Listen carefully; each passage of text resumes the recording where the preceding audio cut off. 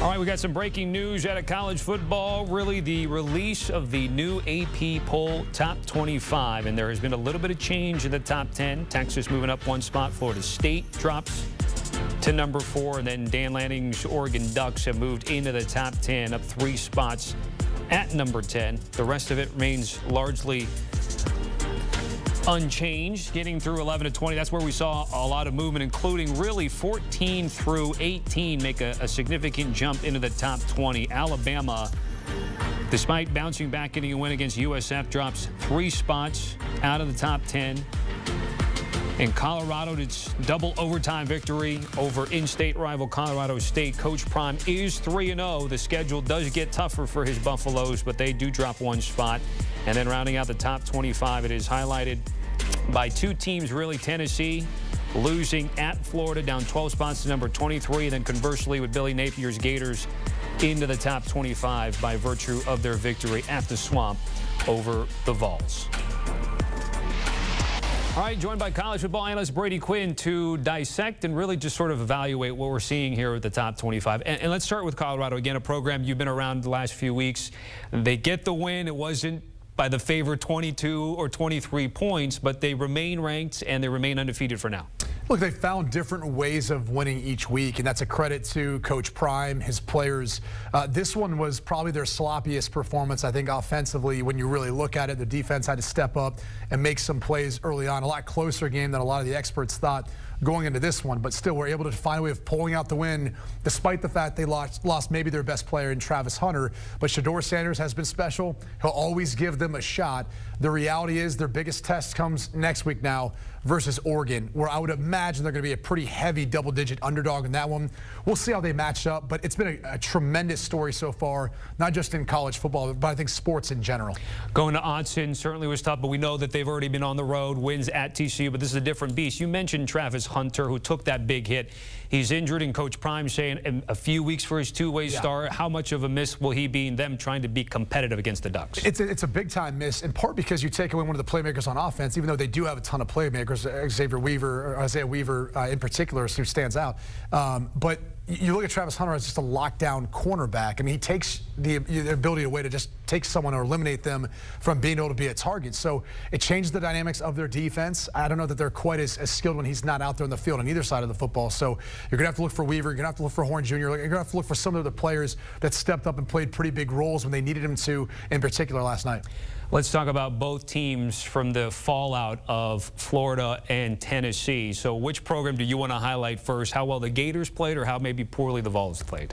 Yeah, I mean, I think you start off with Florida, because now that loss versus Utah to start off the season on the road, it doesn't look quite as bad. Utah looks like one of the best teams in the country. It's a tough place to play, especially to start off the season. So you get a little bit more of a pass for that. And you beat a Tennessee team that hadn't been tested up until they have to go into the Swamp and try to get a win here as they started conference play. But Graham Mertz was dealing. They had the run game going. I thought, to me in particular, though, the Florida Gators defense is what stood out. Pressuring Joe Milton, taking away a lot of the run game throughout the course of the evening. So it was a big win for Florida. It gives you a sense, potentially, of what they can do now as they get into SEC play.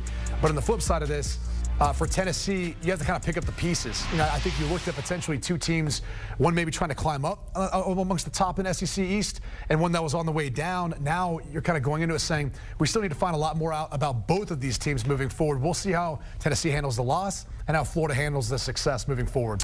Let's stay in the Southeastern Conference, actually, and talk about Alabama, which, again, bounced back with a win, but they continue to drop, and it was, again, a game in which they were favored heavily over USF.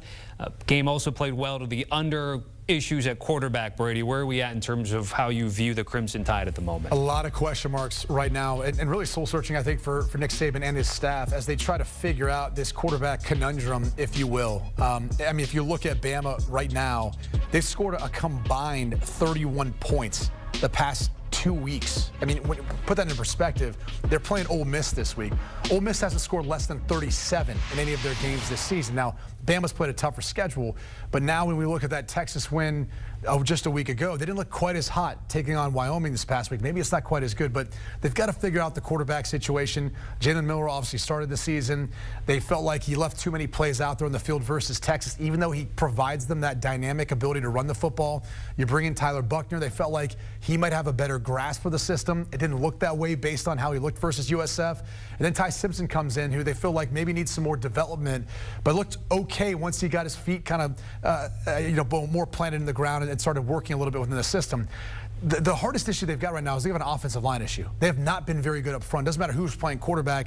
They haven't blocked particularly consistently well in the run game, and they definitely haven't protected well. So that's going to be an uphill battle for them the rest of the season, but your guess is as good as mine right now where they want to go at the quarterback spot. But they've got to find an answer. They have to do it fast because Ole Miss can put up some points. Jackson Dart didn't do it with his arm this past week, did it with his legs. You'll see a lot of that too versus that Alabama defense that, again, susceptible to some of those big plays like we saw versus Texas.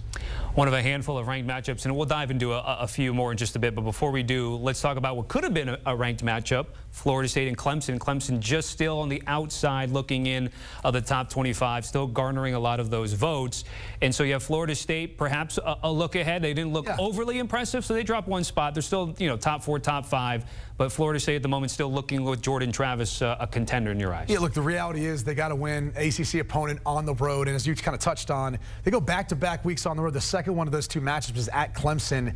And it's hard to not look ahead a little bit, maybe feeling good about where you're at, and then allow BC to come back in and make that game a lot closer than really it looked after the first half. So Florida State's still one of the top teams. They got dinged a little bit, dropping back one spot because of that close win. But their eyes now are set on Clemson, and that's really their next task. And probably, they've got, the ACC is deeper than I think we thought coming into the season. But this is one of those that you circle in the offseason, knowing how monumentally this is for them to get this win and have a shot at winning an ACC championship and a college football playoff berth.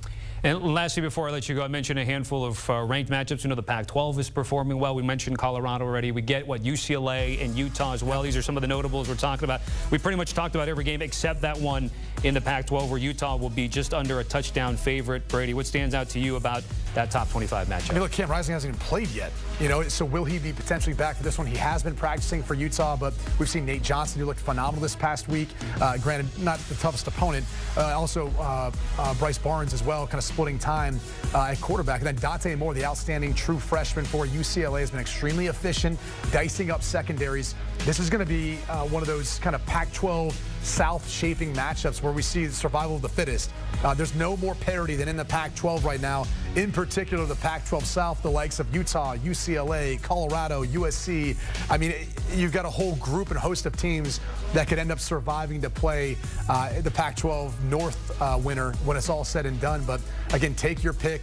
Tough place to go play, though, for Chip Kelly and UCLA. The Pac-12 is showing up and showing out in a moment where we're going to be losing a lot of them teams to other conferences down the road. And then this is what I mentioned, matchup on matchup. These are some great ones as well, including DJU and Wazoo going at it. And then obviously these other two games in the Big Ten. Notre Dame's involved. Brady, what stands out to you about this particular graphic? I mean, look, for me, it's always Ohio State, Notre Dame. I mean, this is literally a college football playoff deciding matchup between these two teams. If Ohio State loses this, they've got no room for error, and you still have to play a very talented Penn State team and Michigan as well. If Notre Dame drops it, would they still be able to get in without having that 13th game indicator, not being a part of a conference?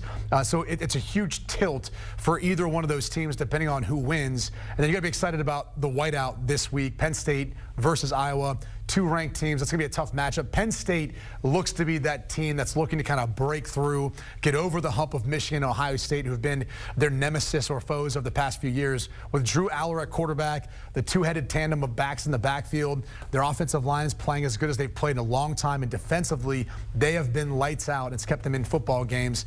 That's a team that's going to be fun to watch this Saturday night in a whiteout. One of the best atmospheres and experiences for any fans out there. And, of course, you can find it on CBS. Yep, we'll be looking out forward to that. It'll be interesting to get your thoughts on how the top 25 shakes out with all these ranked matchups when it's all said and done. Yeah, it should be a fun week. Brady, certainly appreciate it. Thanks for your insight as always. And we want to remind everybody about the notable top 25 movements. Again, Oregon moving into the top 10.